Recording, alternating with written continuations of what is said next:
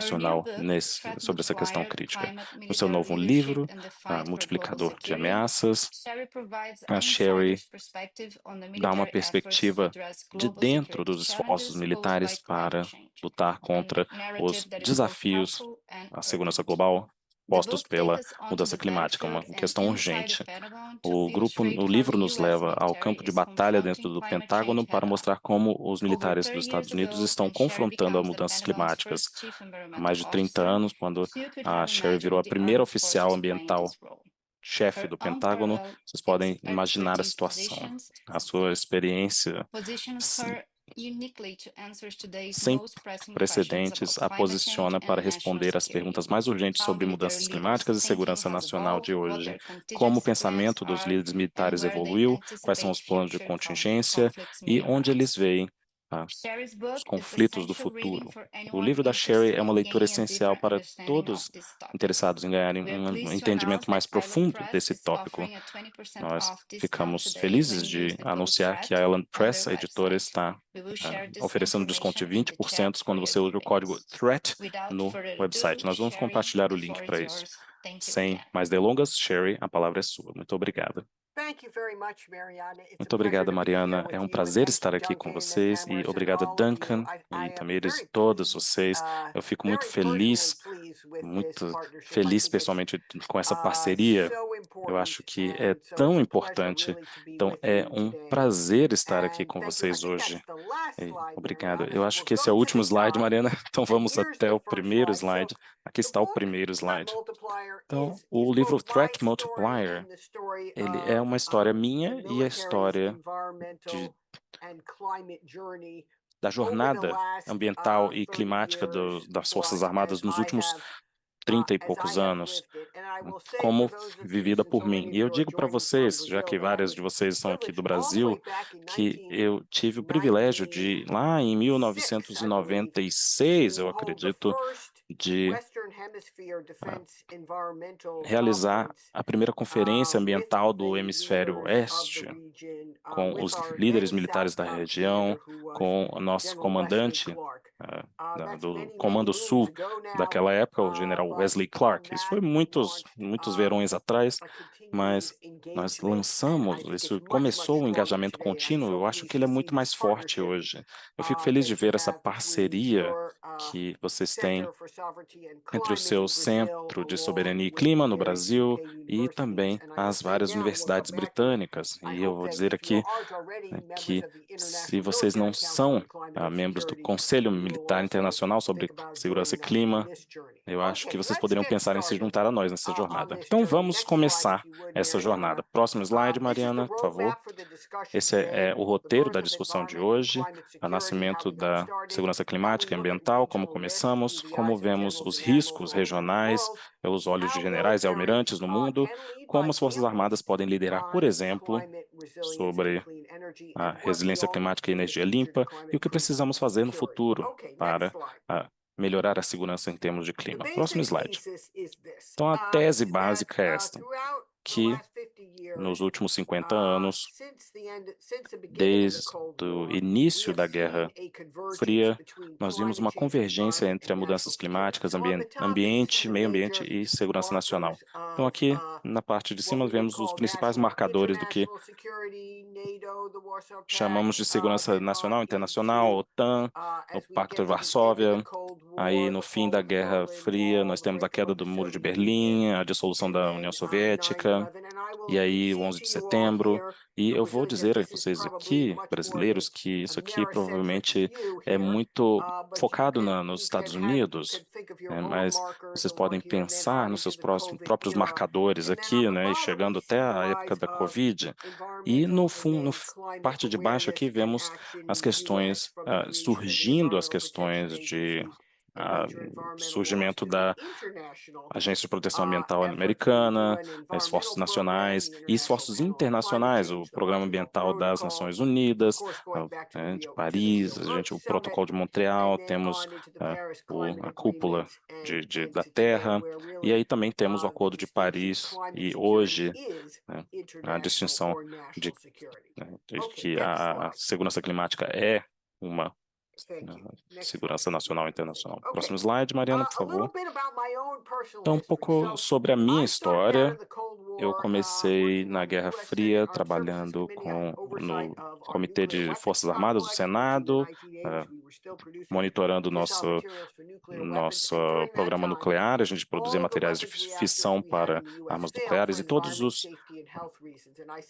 reatores que a gente tinha naquela época, eles falharam em questões de segurança, e eu meio que fiz uma transição de armamentos para resíduos, Então, no controle de armamentos nucleares e armamentos, essa foi a minha área. Eu migrei para o meio ambiente e a gente viu que esse é um dos nossos desafios mais importantes hoje. Próximo slide. Ótimo. Então, agora eu vou contar um pouco sobre os anos 90 no Departamento de Defesa. Eu, por 8 anos, fui a subsecretária assistente para a segurança ambiental no governo do presidente Clinton e vice-presidente Gore. E havia 3 tópicos aqui nessa era. Essa foi a primeira era em que as Forças Armadas, nos anos 90, estavam confrontando desafios ambientais. Então, 3 slides aqui. O primeiro é sobre a limpeza de contaminação de atividades industriais anteriores. Aqui sou eu, há mais de 30 anos, correndo com o presidente Clinton. Nós estávamos numa base militar na Califórnia, que nós estávamos fechando, e o presidente Clinton queria que nós acelerássemos a limpeza. E nós tínhamos de ver no Departamento de Defesa como iriam fazer isso, para limpar essa propriedade militar contaminada e levá-la a uso civil em comunidades por todo o país. Isso levou a uma era de parcerias com agências ambientais nos Estados Unidos. E o Departamento de Defesa já tinha tido uma relação muito adversarial com essas agências. Então, em vez de processos e litígio, nós fizemos uma relação com eles, nós transferimos financiamento para a agência ambiental daquela época para contratar o pessoal para fazer a limpeza que o presidente queria, para atingir o compromisso que ele queria com as comunidades. E nós deixamos os críticos ambientais entrarem no Departamento de Defesa. Pensem nisso hoje. Temos críticos de todo tipo de atividades ambientais, e o Departamento de Defesa nessa época e as Forças Armadas em todo o mundo eram vistos como atrasados ambientais. Então, eu iniciei uma iniciativa de deixar as agências ambientais entrarem no Pentágono. Eles disseram, ninguém tinha nos convidado para entrar. E mesmo que eles nem sempre concordassem com a gente, essa confiança levou a uma era nova de parceria e cooperação. Próximo slide. O segundo tema dessa era foi não só limpar o passado, mas proteger os recursos naturais. Isso parece óbvio, hoje tenho certeza, no Brasil, porque vocês têm recursos naturais tão abundantes na nação. Nos Estados Unidos, as bases militares são ilhas de natureza, elas protegem a região do desenvolvimento e então protegem espécies ameaçadas e ecossistemas. Nos anos 90, esse pica-pau de faces brancas que aparece aqui no slide é um pássaro ameaçado e no ano passado saiu da lista de espécies ameaçadas dos Estados Unidos. Ele vivia principalmente em bases militares no sudeste dos Estados Unidos. E as Forças Armadas estavam cortando as árvores onde essas aves viviam nos treinamentos. Então, o treinamento foi parado para eles protegerem o habitat do pássaro. E os exércitos e os fuzileiros nessa época tinham de ver como continuar o treinamento e proteger essa espécie de pássaro no Fort Bragg, que agora se chama Fort Liberty. E aí, o exército e os fuzileiros, eles viram que eles, em vez de cortar a árvore, podiam tornar essa árvore um obstáculo realista para no treinamento. E aí, então, o treinamento seria melhorado e, ao mesmo tempo, eles protegeriam o pássaro. Esse tema ainda passa hoje. A gente vê como descarbonizar nossas forças armadas e melhorar a efetividade militar. Próximo slide. Terceiro tema dessa era é parceria com forças armadas em todo o mundo. Eu mencionei isso já nessa era, não tem um slide sobre isso. Nós fizemos uma cooperação de segurança ambiental com o Comando do Sul. Um dos esforços mais ativos que tivemos nessa época foi com a antiga União Soviética, com a Rússia, para ajudá-los a reduzir seus resíduos nucleares. e materiais de fissão. Nós tivemos um programa chamado Cooperação Militar e Ambiental do Ártico.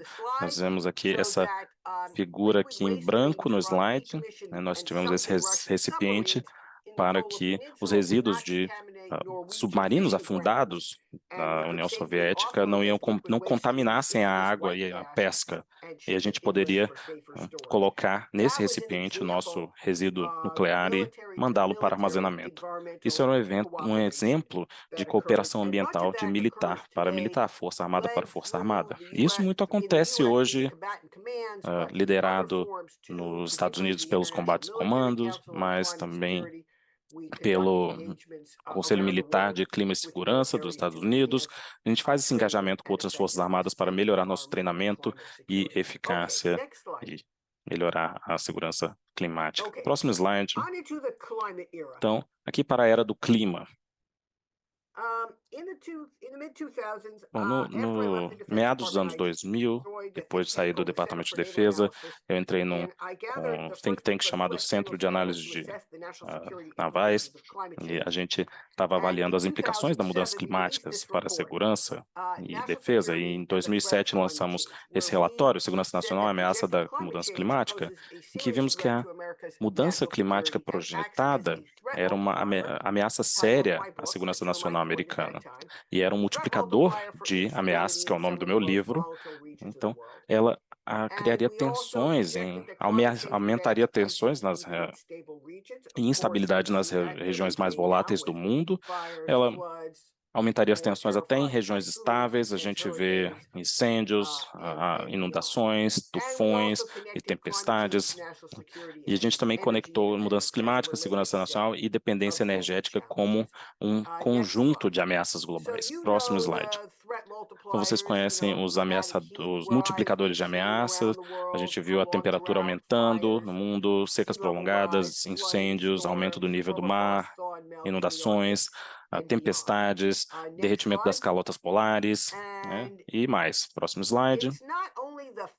E não são só os paralelos físicos, os perigos, perdão, físicos que vemos, mas como eles interagem em efeitos de primeira e segunda ordem, levando a insegurança alimentar, insegurança energética, escassez de água, aumento de doenças e degradação de ecossistemas. E isso exacerba uma governança fraca, desigualdade e pobreza, variações demográficas e migração descoordenada, que aí aumenta o risco de instabilidade e conflito em várias partes do mundo. Próximo slide, por favor. Ok, então vamos ver como isso acontece em algumas regiões do mundo. Então vamos começar aqui no topo com o Ártico. Nós temos as temperaturas aumentando, 4 vezes a média global. Então, o gelo está recuando, os gelos permanentes estão sumindo, levando a uma mudança na região. E o presidente Putin, ele vê aqui essa rota azul como uma rota para transporte para portos na Ásia e na Europa, e está militarizando e nuclearizando essa região, aumentando a demanda por presença aliada americana nessa região. E a China, enquanto isso, vê a região como um novo stakeholder ártico, tenta explorar a energia e os minerais da região, e talvez no futuro a pesca. Esse é o almirante James Fogle, que agora ele é da reserva. Ele, como jovem membro de uma tripulação do submarino, ele foi ao Ártico com seu submarino e fez uma manobra em que o submarino ele sai do gelo, atravessa o gelo, chama picador de gelo, e aí os soldados, os membros, na verdade, perdão, os marinheiros podem jogar beisebol e tudo mais, e andar no gelo. E ele agora voltou depois, 20 anos depois, ele voltou para a mesma região, tentou fazer a mesma manobra, mas quando ele chegou à região, não tinha gelo suficiente. Então, o que ele achou era água azul e resíduos plásticos. Então, essa foi a sua experiência com as mudanças no Ártico. Então, próximo slide. Aqui no Oriente Médio, a área norte da África, É uma região rica em óleo e pobre em água, e a seca agora levou ao aumento de tensões e instabilidades. O general Tom Mittorp, que aparece aqui, é antigo chefe holandês de defesa e meu parceiro no Conselho de Clima e Segurança Internacional. Ele teve a experiência de como a seca aumenta a escassez de água em seus tours na Síria. Isso aumentou as tensões na região e dificultou. É muito difícil diminuir essas tensões, mesmo com o poder das forças de segurança. Próximo slide. No Pacífico, aqui o almirante Locklear, antigo comandante do Comando Pacífico dos Estados Unidos, disse que a mudança climática é a maior ameaça de longo prazo à segurança que enfrentamos no Pacífico. Ele levou tropas para dar assistência humanitária e alívio de desastres, no caso de tufões cada vez mais intensos na região. Vocês podem ver também que temos inundações em lugares como Bangladesh, na região, colocando populações em risco e aumentando a disseminação do crime transnacional enquanto eventos mais extremos acontecem na região. Próximo slide. No próximo slide, nós vemos que temos aqui também pequenas nações, ilhas pacíficas, e estão em perigo, como Kiribati, aqui o antigo presidente de Kiribati, que já falou sobre a migração com dignidade, porque sua população vai ter de se mudar para terras mais altas, locais como Fiji ou Vanuatu. Vanuatu o pessoal vai ter de se mudar para a Austrália, porque alguns atóis vão perder a água potável e sofrer com o aumento do nível dos mares nos próximos anos. Então, como mantemos essa soberania? Como a soberania se mantém para essas ilhas pequenas do Pacífico, enquanto eles perdem seu território? Próximo slide.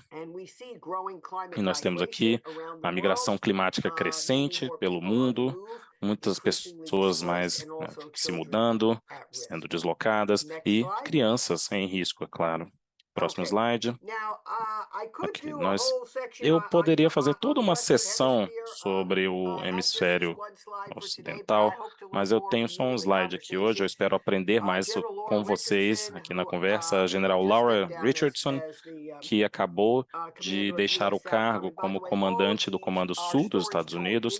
Todas essas são histórias contadas no meu livro, tá? São histórias em cada um dos capítulos. Ela tentou cada vez mais incluir a conscientização de riscos climáticos no conjunto de missões do Comando Sul para enfrentar o crime transnacional, narcotráfico, tráfico ambiental de vida selvagem, tráfico de pessoas e os outros riscos na região. Tentou também aumentar nossa preparação, nosso nível de preparação para responder aos eventos extremos, especialmente com o programa de parceria estadual, que é muito ativo nessa região, com a nossa Guarda Nacional dando apoio, trabalhando com todos vocês no Brasil, com as forças de segurança e parceiros na região, para abordar a crescente necessidade de resposta a eventos climáticos extremos. Próximo slide. E aqui nós temos o Conselho Militar Internacional sobre Segurança e Clima, que eu co-dirijo com o general Tom Middendorp. Eu espero que vocês considerem se juntar a nós, se vocês não se juntaram ainda. E nós analisamos os riscos de segurança das mudanças climáticas. Nós já produzimos uma série de relatórios climáticos de segurança. Nós estamos em todos os fóruns da OTAN, fóruns públicos, em conferências de segurança. Nós queremos ter uma presença cada vez maior no hemisfério ocidental. Eu espero que isso seja o início de um diálogo com vocês e com outros sobre como trabalharmos juntos para abordar essas questões da perspectiva das suas necessidades no hemisfério ocidental e no Brasil. Próximo slide. Bom, vamos olhar aqui agora como nós lidamos com os riscos climáticos às bases militares em termos de energia. Como eu tenho certeza que vocês sabem, as bases militares em si próprias estão sujeitas a eventos climáticos extremos e outras ameaças. Essa imagem aqui no topo é da base de Norfolk, base naval, a maior base naval dos Estados Unidos. Tem o sede, QG do Comando Naval, e a almirante aqui era comandante do Grupo de Ataque 2 naval, que ela teve de mandar para Nova York para render a guarda costeira quando a guarda costeira foi atingida pelo furacão em 2002. Então, ela disse que eles estavam numa guerra contra a natureza. Aqui no fundo temos uma base da Força Aérea na Flórida, que foi atingida pelo furacão Michael em 2018, e os telhados foram arrancados dos hangares dos F-35, e agora é uma base que foi reconstruída, uma base com resiliência climática, uma base do futuro. Então, não é só uma questão de infraestrutura, também é o que está acontecendo com as tropas, como a temperatura afeta as tropas em seu emprego. E em 2050, nós temos que a instalação militar média terá 33 dias adicionais com uma temperatura acima de 100 graus Fahrenheit.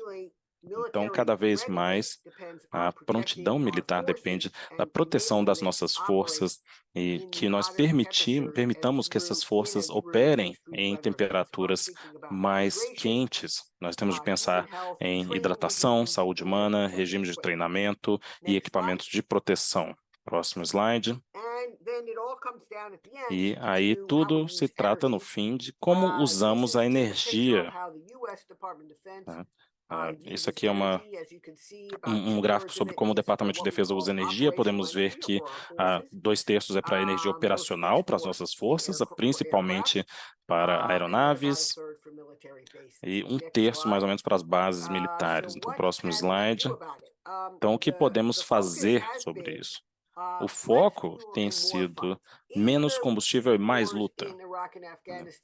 No Iraque, no Afeganistão, as Forças Armadas aprenderam da forma difícil que as forças no front, levar as forças no front significava levar de caminhão combustível, e muitos desses comboios de combustível colocavam os soldados e os fuzileiros em risco de ataques de dispositivos improvisados, explosivos.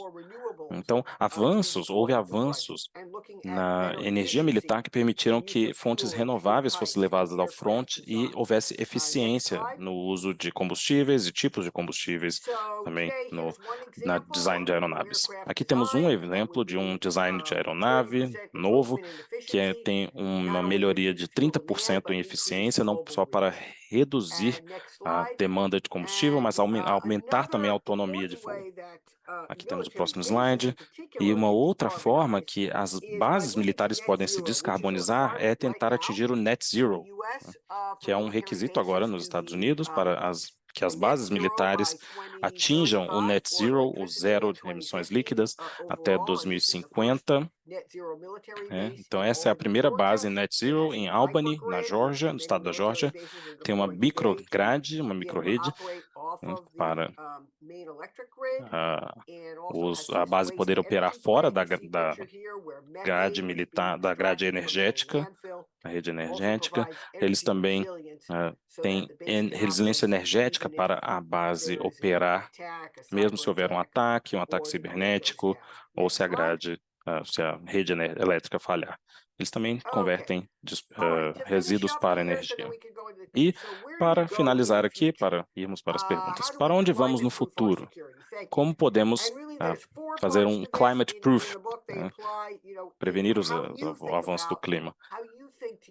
Então, como é que pensamos juntos? Como é que podemos fazer uma segurança à prova de clima no Brasil, no mundo no geral?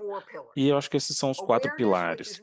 Primeiro, a conscientização, que é melhorar a nossa previsão climática. para nós termos modelos regionais de maior fidelidade. Eu vou voltar a isso em alguns momentos. E aí vamos falar sobre adaptação e resiliência, tornar as nossas bases, nossas tropas resilientes aos riscos climáticos. Também é uma questão de descarbonizar, mitigar, tentar atingir uma força armada net zero. E é uma questão de trabalhar juntos e criar alianças. Próximo slide. Esse aqui é o novo marco dos Estados Unidos para resiliência climática e segurança. Foi lançado há algumas semanas, ou no último mês passado. Vocês vão querer dar uma olhada aqui. E a questão é fechar a lacuna entre a clima e a previsão do tempo. Vocês podem ver que as previsões de tempo são confiáveis para alguns dias, mas quando chegamos em modelos de longo prazo, eles fornecem previsões para décadas, mas essas previsões não são tão úteis para o planejamento no marco de 1 a 10 anos.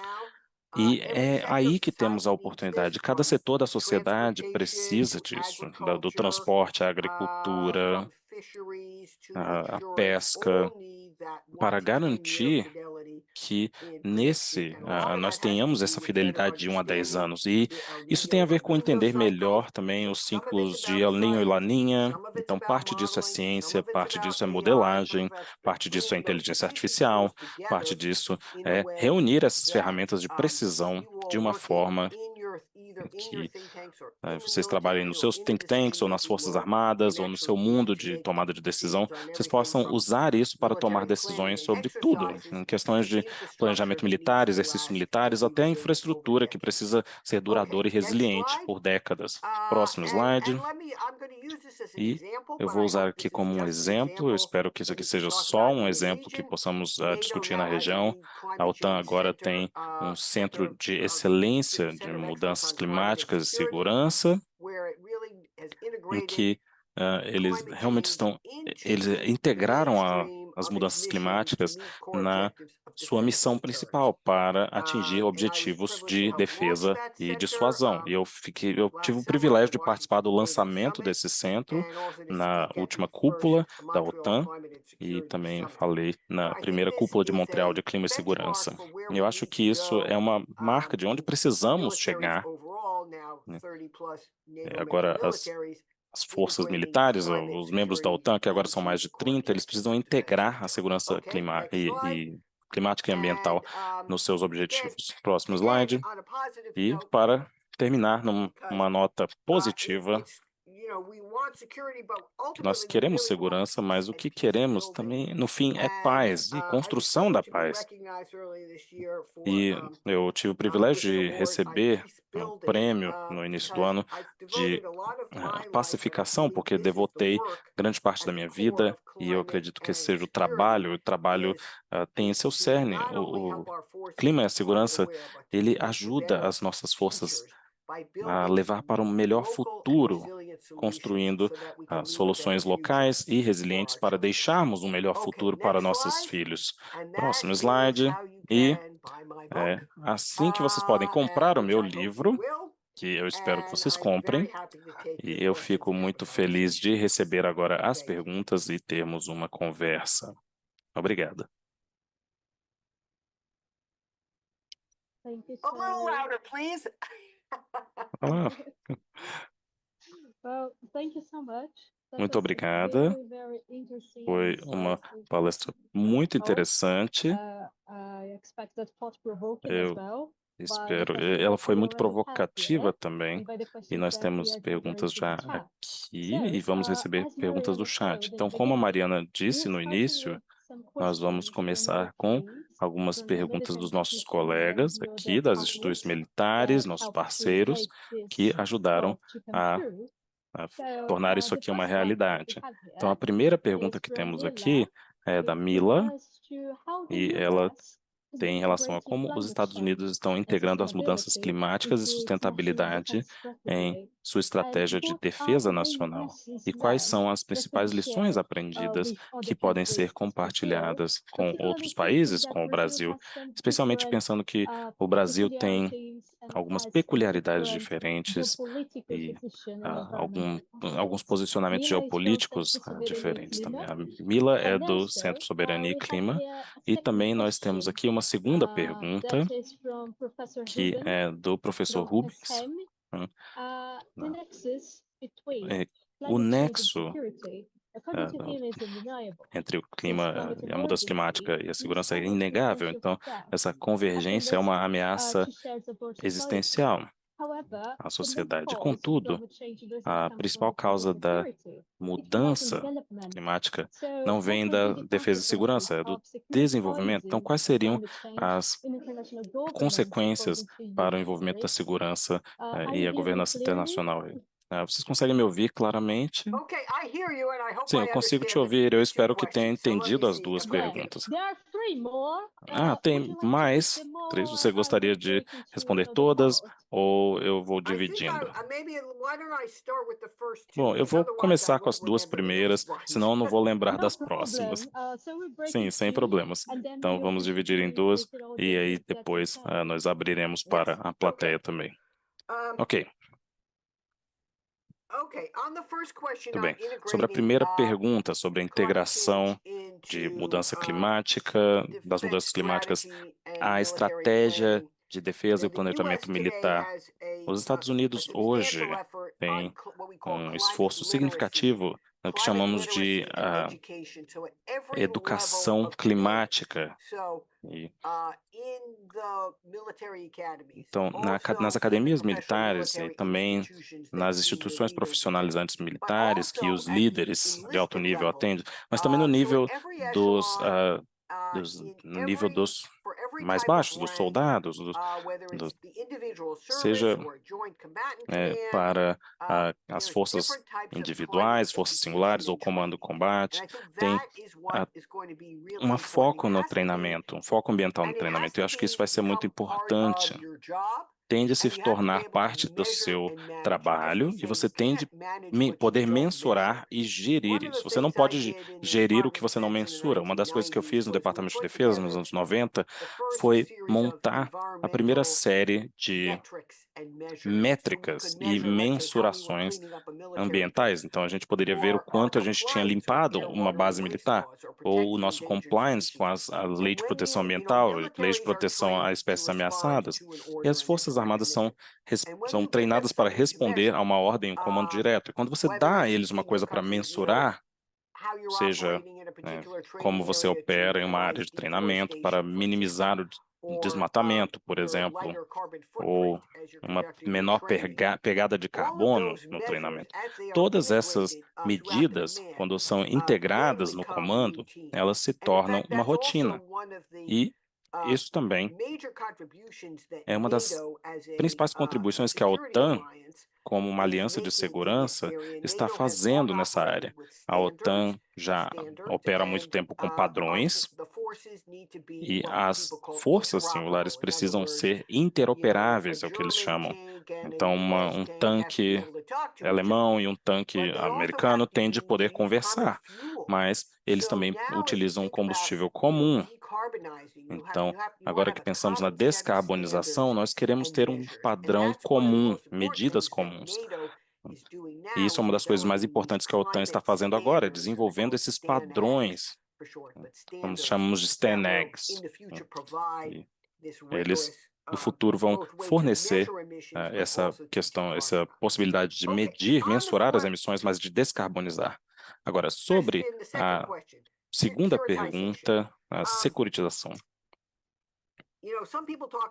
Bom, algumas pessoas falam sobre a securitização do clima, eu falo sobre a climatização da segurança. A climatização da segurança. Por quê? Quando eu ouço falarem sobre securitização do clima, parece refletir uma preocupação de que as Forças Armadas estarão demasiadamente envolvidas em resolver o problema climático e a emergência climática, os desafios. Deixe-me ser muito claro, as Forças Armadas não vão resolver o clima sozinhas, não é o papel deles.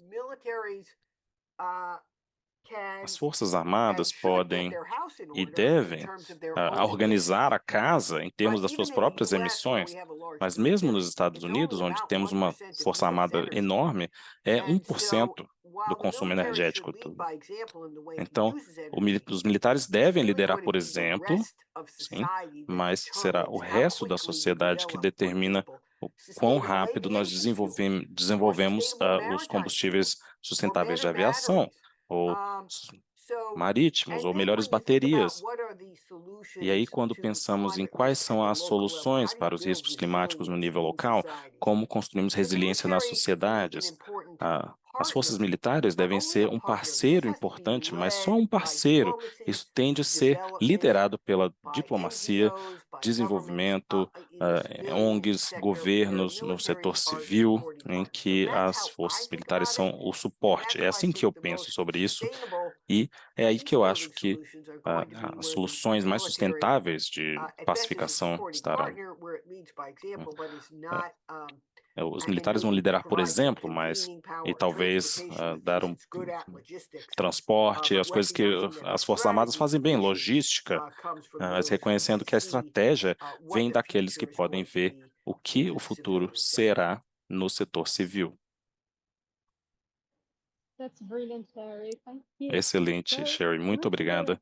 Então, uma outra pergunta que nós tivemos dessa primeira leva: como a mudança climática pode ser considerada uma ameaça à segurança nacional e à defesa, e como as Forças Armadas e agências podem criar estratégias e capacidades para responder à ameaça de eventos climáticos extremos. Essa pergunta veio da Cynthiane Sanders. Ela é uma professora da Escola Superior de Defesa do Brasil. Outra pergunta que eu tenho aqui: considerando o contexto da COP29 e o início do G20 no Brasil, como as Forças Armadas do G20, do país do G20, podem contribuir para a mitigação de ameaças, né, que surgem da mudança climática? Essa pergunta veio do professor Jacinto Maia, da Escola Superior de Guerra do Brasil. E a última, eu acho que você já disse um pouco sobre isso, especialmente sobre a climatização da segurança, mas o Rafael Lima, meu colega da King's College Londres, perguntou como podemos garantir um equilíbrio entre benefício das capacidades militares, de um lado, e evitar uma dependência de ativos militares, do outro lado, quando lidamos com ameaças ambientais e de segurança que surgem. Com você, Sherry. Ok, tenho que dizer que eu não sei se eu entendi direito a primeira pergunta. Ela estava um pouco enrolado aqui na minha transmissão. Não tenho certeza se eu sei o que responder. Então, vou responder as outras duas, e se você quiser dizer de novo a primeira pergunta.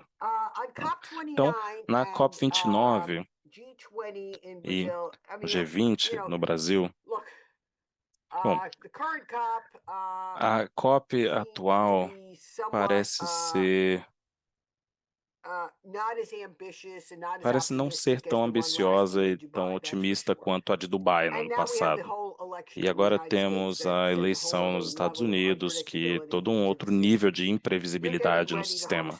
Vocês estão se aprontando para sediar a próxima COP, que é importante, extremamente importante.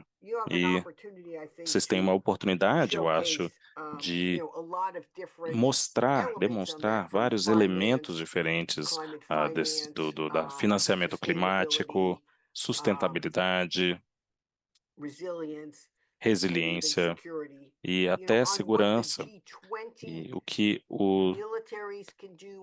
as Forças Armadas dos países do G20 podem fazer sobre o clima? Bom, o G20, obviamente, não tem um foco principal no setor de defesa, tem um foco nas economias mais amplas do G20.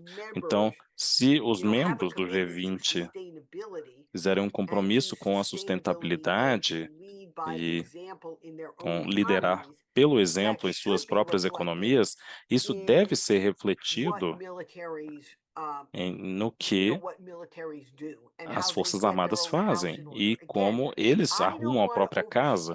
Novamente, eu não quero exagerar o papel das Forças Armadas em nenhum setor da sociedade. Eles têm missões definidas para, né, proteger e defender a missão, operar como guardiões dos recursos naturais pelos quais, onde eles operam, perdão, e reduzir a poluição e serem sustentáveis e estarem cientes e responsáveis com o clima.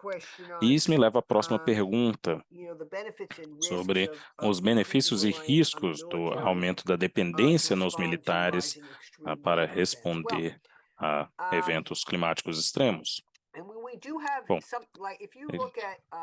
se vocês analisarem, estamos usando algo chamado o rastreador de resposta militar a perigos ambientais. Vocês podem ver isso no Centro Militar de Clima e Segurança, que é a instituição que inclui o Conselho Militar dos Estados Unidos sobre Clima e Segurança, é o chamado MERC.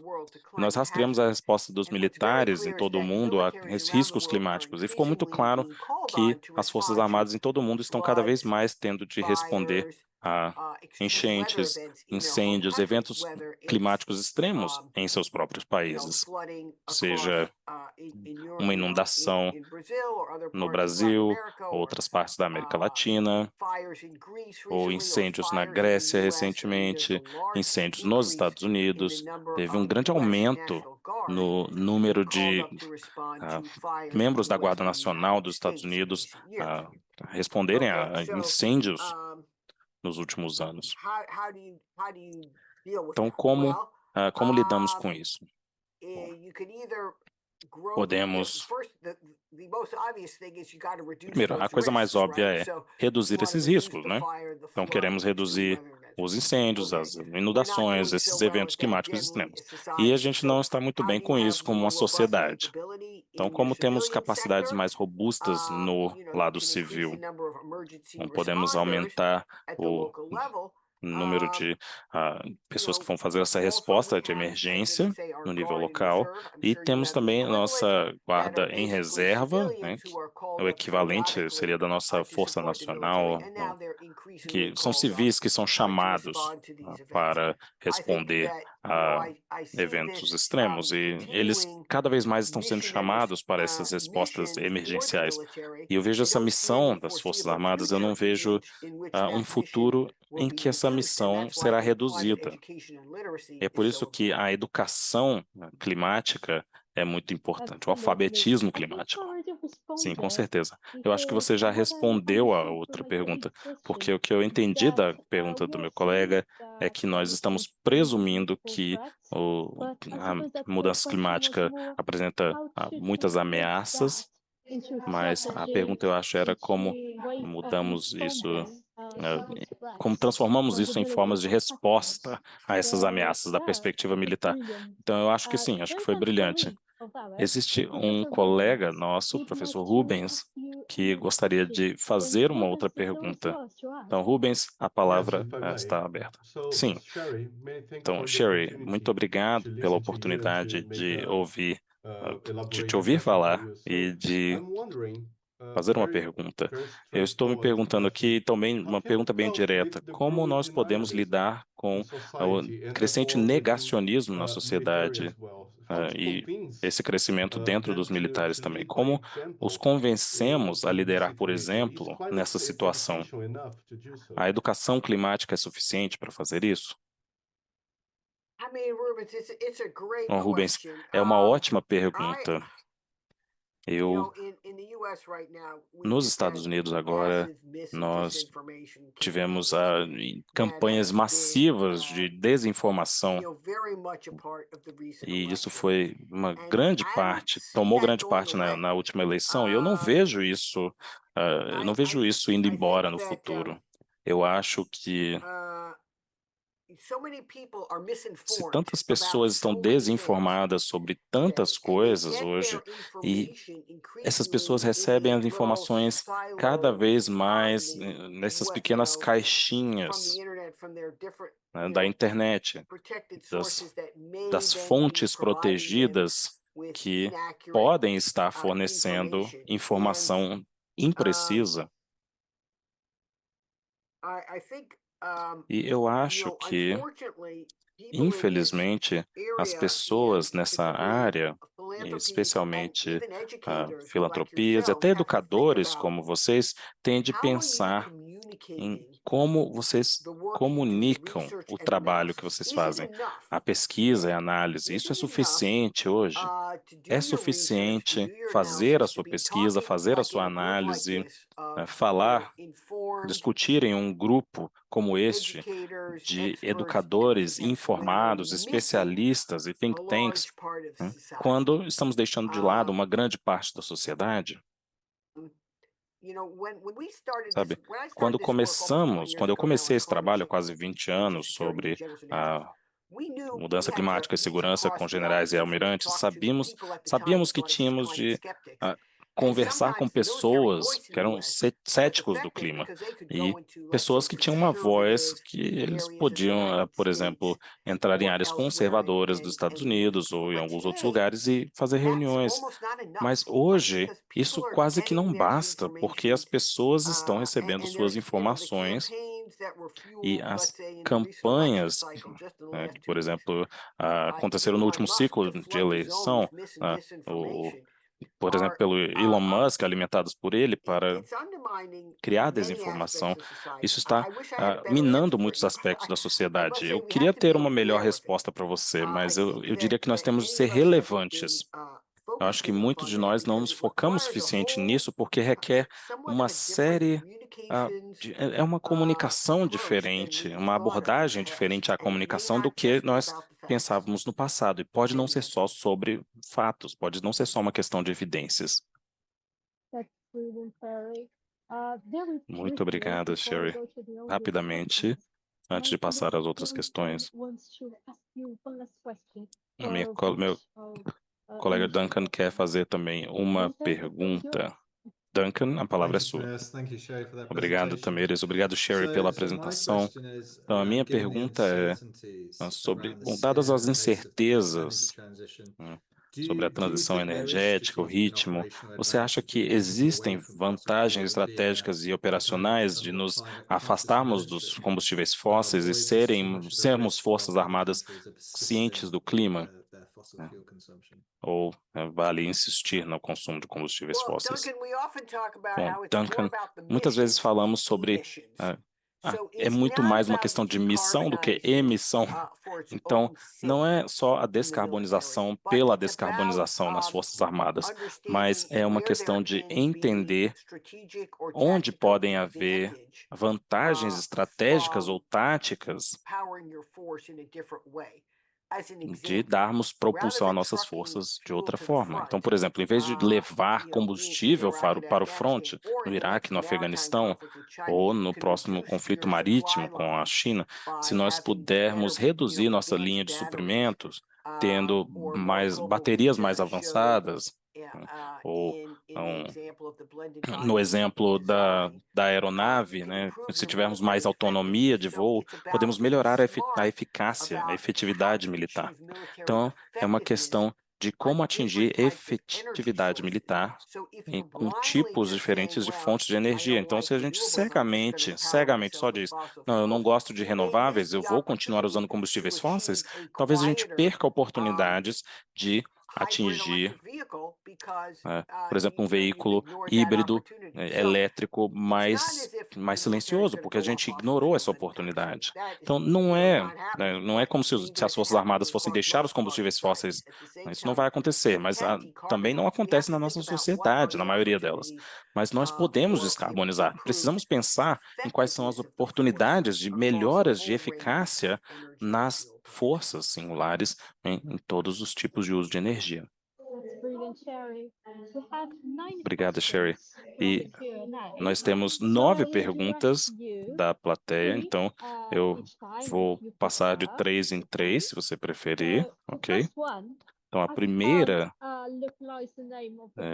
eu não consigo ver o nome da pessoa, mas ela tem referência à família militar dos Estados Unidos. Eles já estão sofrendo de insegurança alimentar. Na sua opinião, essa tendência vai piorar com a mudança climática? A outra pergunta é da Maria Carolina.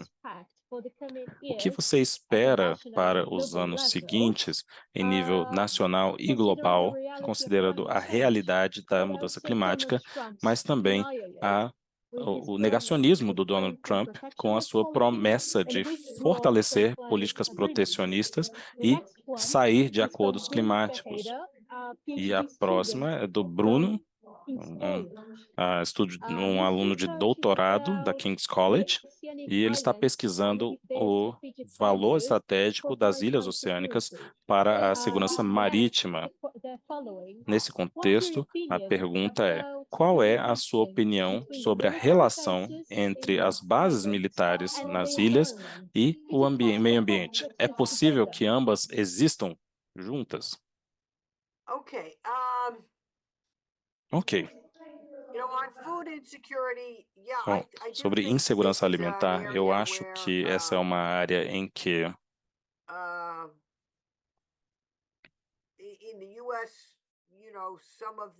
nos Estados Unidos, alguns das forças alistadas, as famílias,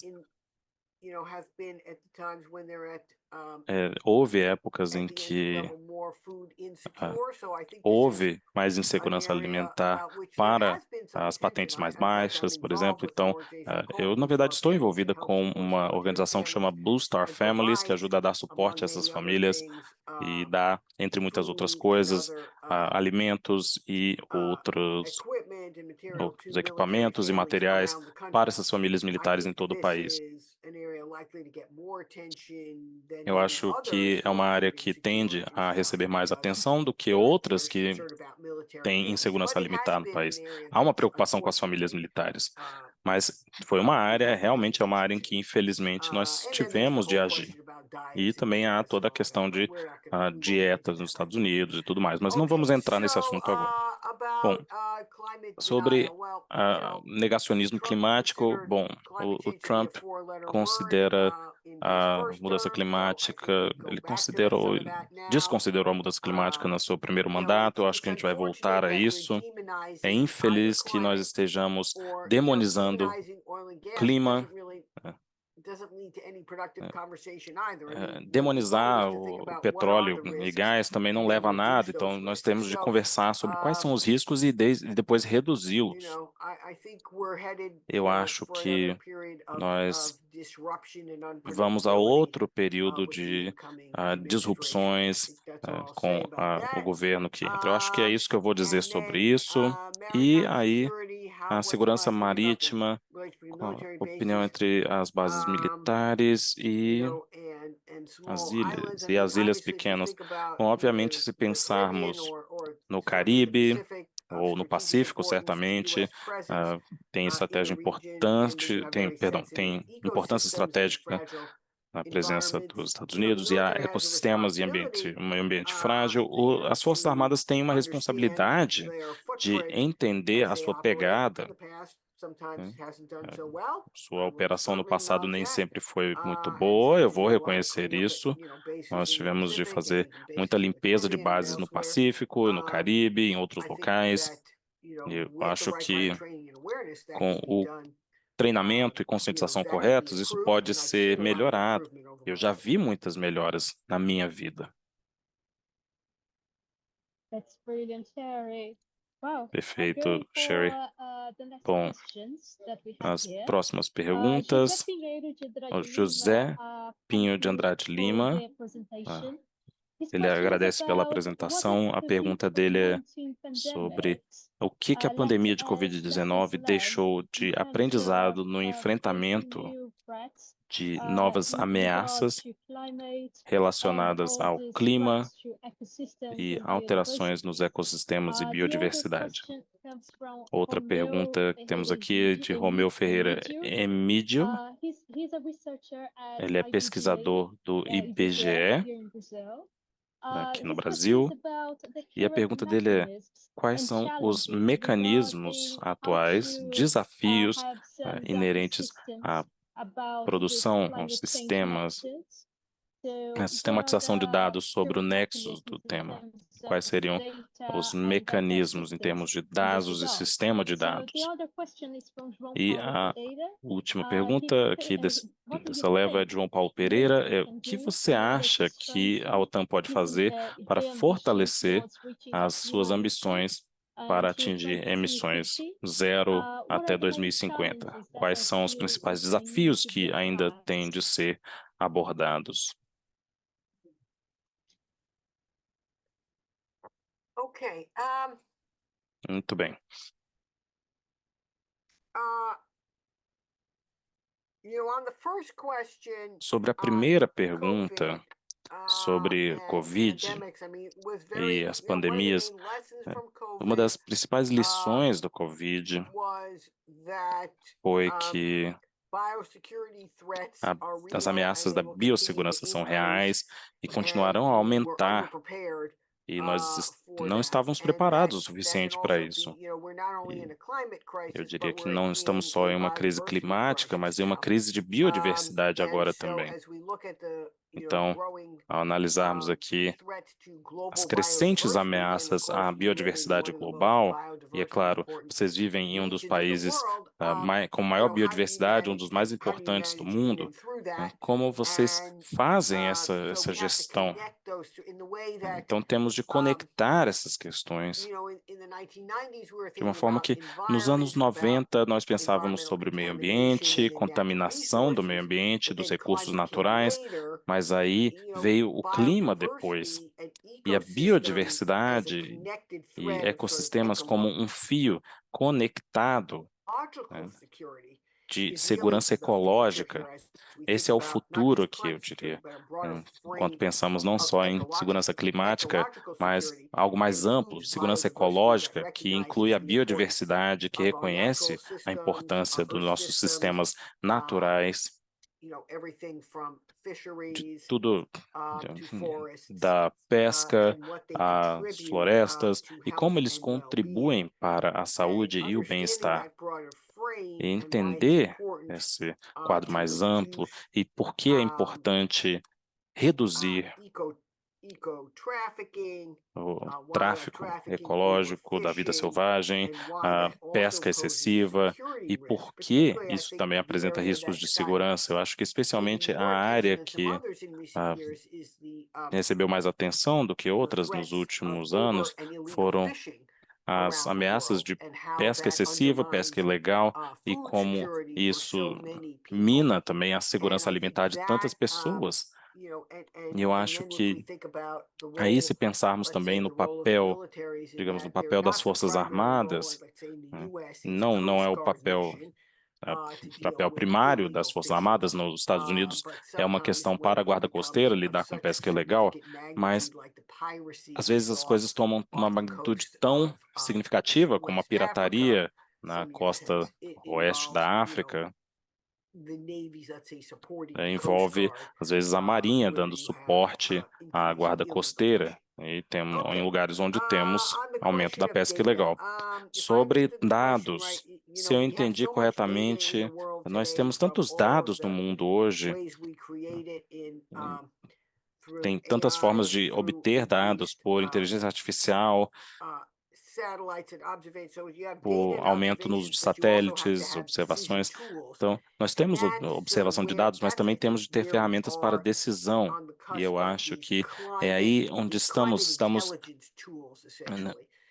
quase chegando a essas ferramentas de precisão para a inteligência climática, para a tomada de decisão climática, né, para termos essas informações sobre daqui a 1 ou 10 anos, para que os agricultores possam saber que culturas plantar no ano que vem ou daqui a 2 anos, o que será mais resiliente, digamos, na agricultura em temperaturas maiores, ou em eventos climáticos extremos, ou em condições de seca. E é entender isso como um exemplo que precisamos ter mais entendimento sobre o que a OTAN pode fazer e deveria fazer. Eu acho que nessa área de liderar sobre o clima, o meio ambiente, a transição energética, a capacidade mais permanente vai ser na reforma dos padrões que permitem às forças militares serem interoperáveis. Parece um pouco tedioso, mas está no cerne do que as Forças Armadas fazem. Então, se você conseguir levar as Forças Armadas a uma geração mais sustentável, com padrões mais sustentáveis para as operações, isso afeta 30 Forças Armadas de todo o mundo, mais de 30. E aí, eles mudam a conversa para um mundo mais sustentável. Sherry, thank you so much. Sherry, muito obrigada. Eu vou passar aqui para a Mariana, porque eu estou num ambiente muito barulhento e eu acho que as pessoas estão tendo dificuldades para me entender. Eu também estou tendo um pouco de dificuldade para te entender. Sim, perdão. Então, eu vou passar para a Mariana. Thank you, Sherry. So we have Muito a obrigada, question from Sherry. Paulo Então, Vitor temos uma Batista pergunta do Santos. Paulo It's Vitor another Batista question about the Santos. É outra G20. pergunta sobre o He asks, G20. how can the Ele pergunta: G20 strengthen como o collaboration G20 among pode its fortalecer a members to colaboração integrate entre seus climate membros change para integrar issues as into questões de national mudança security climática nas strategies, estratégias de segurança considering the nacional, geopolitical risks considerando and os riscos economic geopolíticos implications e as associated with implicações climate econômicas disasters associadas and a forced desastres migrations? climáticos e migrações forçadas?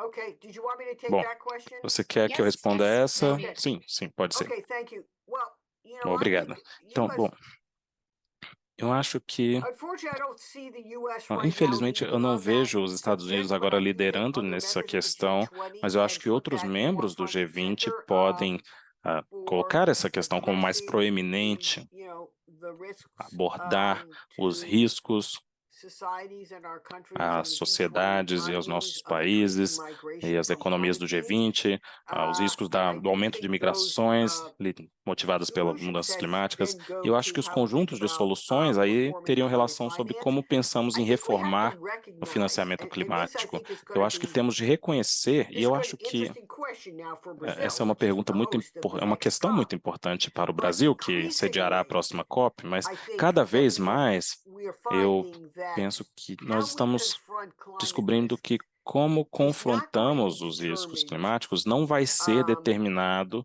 o meio de confrontar os riscos primarily climáticos through what não vai ser happens determinado at the big primariamente climate pelo que conferences acontece and nas negotiations, grandes because conferências e negociações that has climáticas, become a porque frustrating elas se diplomatic tornaram dance with a uma lot of dança different diplomática threads leading to a frustrante, lot com of várias posturing and a discussões lot diferentes, of levando a muitas posturas you know, e it's not necessarily producing the não estão solutions that others produzindo as envision, and soluções que it could be that the outras pessoas G20 veem.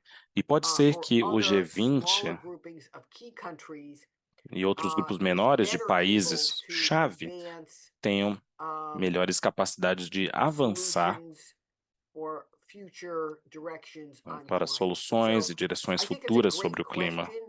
Again, Eu I acho wouldn't que say é that I uma am a ótima real expert on pergunta. that Eu não diria area. que eu You know, sou I'm not especialista focused in mundial large nisso. security, and this is much Meu more foco é mais em on how we segurança, think about our e economic isso é institutions. muito mais But I sobre como do think pensamos em it's something instituições econômicas, worth mas eu acho thinking que é about. algo que And vale when you now considerar. have, because of your experience E in the agora vocês G20 and têm, por also causa da being sua hosting the experiência next no COP, G20, também you sediar a probably, próxima as COP, you know, vocês, Brazil and with others have o a lot to Brasil e contribute outros têm in muito a thinking through contribuir em perhaps some termos de better como future pensar directions em melhores direções for climate futuras action.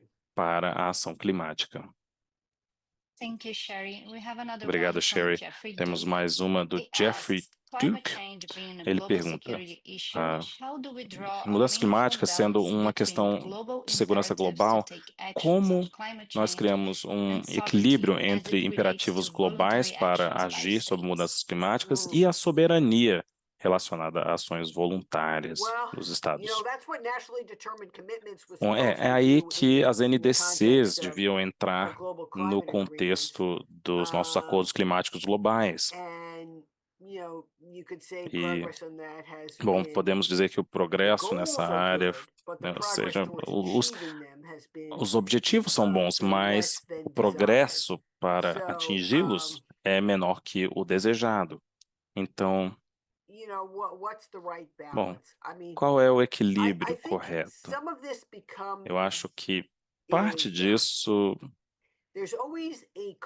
Bom, sempre há um componente cultural, porque o que a soberania significa no contexto de uma discussão no Brasil pode ser diferente do que a soberania significa no contexto de discussões em outros países. Então, eu acho que temos de ter ciência disso. Eu acho que não há uma única resposta para todos. Então, temos de ter cuidado sobre a questão de termos mandatos. Assim, quando pensamos em clima como uma questão de segurança, ou ambiente como uma questão de segurança. Eu vou contar uma história. Nos anos 90, quando eu fiz a primeira conferência de defesa e ambiente, meio ambiente do hemisfério ocidental, nós tivemos todas as forças armadas, todos os ministérios das relações exteriores, alguns ministérios do meio ambiente estavam nessa conferência que aconteceu em Miami na época, e uma das histórias novas que veio dos relatórios brasileiros era, olha, tem uma conferência sobre segurança ambiental e é uma questão dos militares americanos tentando dominar a Amazônia. Então, não, nada estava mais longe da verdade. Essa conferência não era para as Forças Armadas invadirem a Amazônia, mas isso refletiu uma preocupação social de longo prazo, digamos, no Brasil, sobre a diminuição da sua soberania, por exemplo, nesse caso, as Forças Armadas dos Estados Unidos. E eu acho que isso é algo que temos de ter consciência sobre. Temos uma hipersensibilidade sobre a Amazônia do Brasil, por exemplo. E isso é algo para termos ciência, mas também reconhecermos em conversas sobre o equilíbrio correto no Brasil, talvez ele seja diferente do equilíbrio na Macedônia ou em outros países. E todos nós trazemos nosso passado e as nossas experiências pessoais, e isso influencia nossas decisões. Temos de ter ciência disso. Quanto mais conseguimos engajar, mais conseguiremos ter um diálogo significativo, que talvez avance além de só palavras. Obrigada, Sherry. Temos mais uma pergunta da Carolina Rafagnato. Ela pergunta, na sua opinião, como a defesa pode se preparar para os desastres naturais oriundos das mudanças climáticas? Como essa interface de militares e resposta aos desastres já acontece nos Estados Unidos e quais são as oportunidades de melhoria, na sua opinião? Essa é uma ótima pergunta. Nós vimos na última década e meia que nos Estados Unidos os militares são mais frequentemente convocados a responder a inundações, furacões, incêndios. E, primeiramente, eles já estão ganhando essa experiência, porque estão sendo chamados, convocados. Isso também permite às Forças Armadas que voltem, que tenham as lições aprendidas. Eles têm o equipamento correto, o treinamento correto para o sinal de demanda, que chamamos, de responder a desastres naturais. As Forças Armadas têm o equipamento de combate a incêndios correto, tem o equipamento correto para dar apoio à busca e resgate em em furacões e inundações. E eu acho que esse trabalho está sendo feito cada vez mais na nossa Guarda Nacional, mas também em forças da ativa. E a coisa boa das Forças Armadas é que elas são organizações que planejam e aprendem. Então, quando eles entendem as lições eu acho que cada vez mais as nossas forças estão melhor preparadas para responder. E eu acho que isso também, essas ferramentas de decisão, essas capacidades preditivas melhoradas são cada vez mais importantes, porque agora, por exemplo, temos uma temporada de incêndios de todo ano nos Estados Unidos. Antes era só, agora aconteceu, perdão, na Califórnia, 2 semanas atrás, e a Guarda Nacional foi chamada. Então agora temos novas capacidades de satélites que podem fornecer novos links e dados em tempo real sobre onde estão esses incêndios, para onde estão se espalhando, qual a intensidade. E isso permite que os combatentes a incêndios façam seu trabalho. E também todas as tecnologias de inteligência artificial para nós fazermos jogos de guerra, planejamento, cenários, exercícios sobre como certos eventos vão se desenrolar. E aí podemos nos preparar para eles. E eu acho que é aí que as Forças Armadas e Forças de Segurança e também as Forças de Emergência podem ver como podemos melhor exercitar e treinar as pessoas para que usem as novas ferramentas de dados e inteligências que estão disponíveis para que estejamos melhor preparados para o próximo evento climático extremo. Muito obrigada, Sherry. Eu vou fazer 2 outras perguntas, eu acho que elas são um pouco relacionadas. A primeira é, novamente, do Paulo Vitor. Ele pergunta: de que maneira as mudanças climáticas podem impactar a estabilidade política e social de um país e como isso afeta a segurança nacional? E a segunda é Juvencio? Oh, perdão, não é a outra que eu quero. E a outra é do Newton, que pergunta como podemos promover a justiça climática e garantir que os países mais vulneráveis recebam o apoio que precisam para se adaptar à mudança climática e mitigar seus impactos. Ok,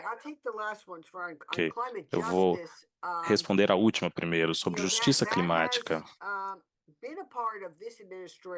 Isso foi parte das políticas do governo atual dos Estados Unidos, nacional e internacionalmente. Eu falo, o marco que eu discuti na minha palestra inclui uma parte sobre conectar a estabilidade dos estados com a resiliência das comunidades. Então, esse é um conceito mais novo quando pensamos sobre a segurança, porque a segurança, tradicionalmente, é a segurança entre estados, né? Então, ou falamos sobre atores não estatais, como terroristas, mas quando falamos da resiliência de comunidades, isso normalmente é uma coisa que acontece em nível local, mas a justiça climática nos convida a pensar sobre como temos, como resolvemos a insegurança alimentar e hídrica, como abordamos a desigualdade sistêmica. Isso é mais fácil fazer dentro de um país. Ainda há muito que se deve fazer nos Estados Unidos e não vai se resolver isso no próximo governo. Todas as agências vão desaparecer que farão isso. Qual era a primeira pergunta, Mariana? Sobre como a mudança climática pode impactar a estabilidade política e social de um país e como isso afeta a segurança nacional.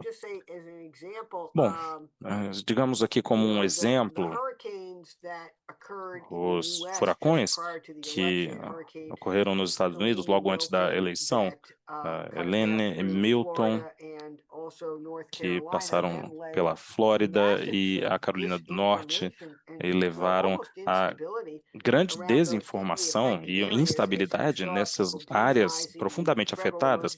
Vimos as pessoas demonizando as ações, a agência de resposta federal. E isso pode levar, nós sabemos que o clima pode afetar as eleições, e isso ficou claro em vários países, incluindo nos Estados Unidos. Então, nós vemos eventos climáticos minando a integridade das instituições. É parte do que está acontecendo nos Estados Unidos agora.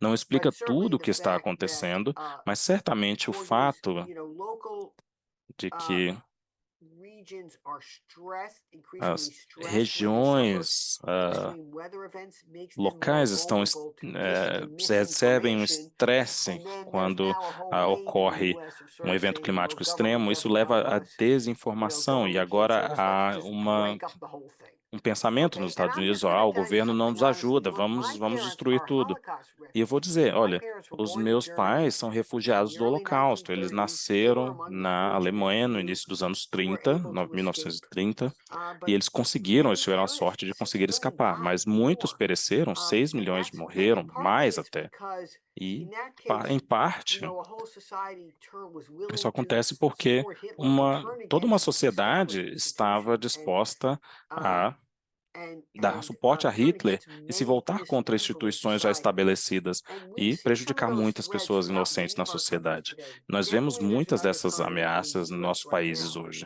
And it's Definitivamente isso deeply acontece nos troubling. Estados Unidos agora, Very e deeply isso troubling. So é muito perturbador, I wish I bem had a better perturbador. answer to it. I think the best Eu answer gostaria is de to ter be uma aware resposta and to be melhor, vigilant. mas eu acho que a melhor resposta é To estar stay in the vigilante arena. e If you sit ciente on the e sidelines because it just entender becomes a too arena difficult e, to na verdade, engage, entrar as nessa many arena. Porque people se are, você I think I'll say in senta the US now, ali people are just kind of na so fed up. They're arquibancada, just like, porque é they're gonna difícil treat us like we're in a engajar as corner. pessoas nos Estados Unidos, por But exemplo, estão unfortunately, that tão can lead to things getting cansadas even que elas worse. só recuam e vão So para o seu canto porque that's Sherry's não personal querem mais. reflection there. Eu acho que as coisas pioram. Essa é uma Thank you so reflexão much, Sherry. pessoal We da have Sherry. two more questions. Muito One obrigado, is Sherry. from Nós temos mais Juvencio, duas and he perguntas. Uma é do asks, what kind Juvencio of e strategies can ele be pergunta: implemented que to tipo de convince estratégias podem ser implementadas para politicians to convencer os climatize defense políticos a policies? climatizar as And the other políticas de one is defesa? from Mila, that E a also works at the outra Climate é and da Summit Mila, Center. que também And Mila, the trabalha floor is no yours. Centro Soberania e Clima. E Mila, a palavra é Thank you, sua. Sherry, for your Muito presentation. obrigada, obrigada, And Sherry, I pela would sua like to ask apresentação. about E eu gostaria the de perguntar academic sobre impacts of your os research. impactos Because we know that the acadêmicos da sua policy pesquisa, impact is porque sabemos que undeniable, os impactos etc. em But políticas how são would you describe inegáveis, these mas impacts como of your você conceptual descreveria contribution o to the impacto academic das suas field, contribuições especially when we conceituais ao campo consider the acadêmico, limits between especialmente quando consideramos security os and limites strategic entre studies? segurança e estudos estratégicos? Okay, Mila, thank you very much Ok, for that. Mila, I'm going to answer muito that question obrigada por first. essa. I Eu vou think responder that essa pergunta primeiro. Eu acho que it's a really good. Thank you bom, for that. é uma pergunta muito boa, eu I think agradeço por that ela. Eu acho the que work that myself and others o have trabalho done que eu e over outros decades fizemos, now has helped really agora há create décadas, and ajudou a lay the criar foundation e criar for a the academic work fundação do in this trabalho area. acadêmico nessa área, Because it's allowed, porque it's, ele you now see permitiu, whole bom, agora courses, vemos whole cursos, vemos todas as partes de universidades dedicadas a questões climáticas, ambientais, sustentabilidade, aspectos da segurança. É um campo muito popular na academia, independentemente da sua opinião, e é como os acadêmicos fazem seu trabalho. Eles adicionam ao que foi feito ou contradizem o que foi feito. Então, quando alguém escrever um artigo chamado Além do Multiplicador de Ameaças, né, sobre o meu livro, eu vou dizer, ok, e agora? Qual é o próximo capítulo? Então, eu dou muitas palestras sobre esse tópico em universidades, especialmente nos Estados Unidos, mas agora, por exemplo, com vocês. E eu acho que isso ajudou a criar todo um campo de estudos acadêmicos no campo de estudos de segurança. Não é assim, olha, vocês vão estudar o ambiente aqui, mas nós somos os durões da segurança aqui. Não, agora é parte do popular, do mainstream, né? A gente senta agora na mesa dos adultos, né? E eu comecei com o armamento nuclear, eu comecei lá porque eu queria trabalhar nas coisas que eram consideradas os grandes riscos de segurança da era, quando eu me tornei um adulto. Eu acho que hoje o clima é uma dessas áreas. Se você ignora isso, é o seu próprio risco. Eu não acho que os chineses, digamos, estão ignorando. Eles têm visões diferentes do que o governo dos Estados Unidos, mas eles não estão ignorando isso. Então, eu acho que precisamos pensar nisso também. E eu fico muito grata que isso tenha sido parte dos seus estudos de segurança, do seu currículo de estudos de segurança, currículo de estudo e pesquisa. E agora eu esqueci qual era a outra pergunta, perdão. A outra era: que tipo de estratégias podem ser implementadas para convencer os políticos a climatizar as políticas de defesa? Ok, nos Estados Unidos nós vimos muito disso acontecendo nos últimos 4 anos, provavelmente veremos menos acontecendo nos Estados Unidos, no próximo governo, mas eu acho que a crescente número de eventos climáticos extremos afeta todos, independentemente de onde você está no espectro político, mas eu acho que, especialmente, digamos, nos Estados Unidos, bom, em todos os lugares, todo mundo quer proteger as suas bases militares, proteger suas tropas. Então, quando pensamos, né, que nossas tropas tendem a operar em temperaturas mais quentes, ou no meio de inundações, ou no Ártico, em temperaturas mais frias, então eles tendem a estar com equipamentos apropriados, né? Então nós temos de entender, por exemplo, insolação e também proteger as nossas bases militares de riscos climáticos crescentes. Essas são as áreas onde eu acho que é mais fácil atrair de várias formas o suporte no meio de visões diferentes sobre o clima. Sherry, muito obrigada por responder todas as perguntas que a nossa plateia teve e obrigada por estar conosco hoje. Para nós aqui no Brasil é uma grande oportunidade ouvir de você, aprender com você. Nós nem sempre temos esse tipo de oportunidade aqui, então foi uma palestra excelente e nós ficamos muito felizes. Muito obrigada. Duncan?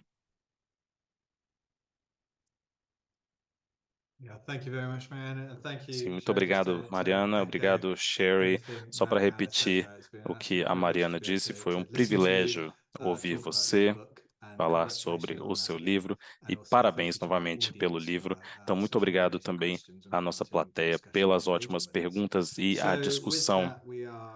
Então, com isso, nós chegamos ao fim do nosso tempo. Então, vamos concluir o evento. E como eu disse no início, nós vamos continuar com essa série, esse trabalho.